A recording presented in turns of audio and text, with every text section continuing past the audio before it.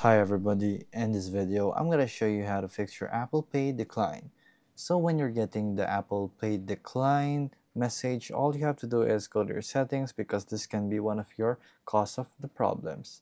So here, go to your own account, and then from here you want to go to payment and shipping. From payment and shipping, you'll have to wait for it to load and remove the payment methods by pressing edit and then the minus button right here.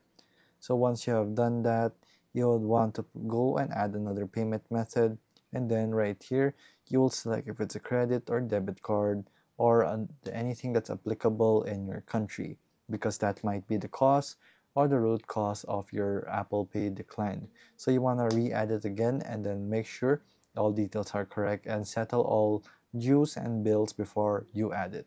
And there you go guys, that is how you fix your Apple Pay decline. That's just basically how you do it.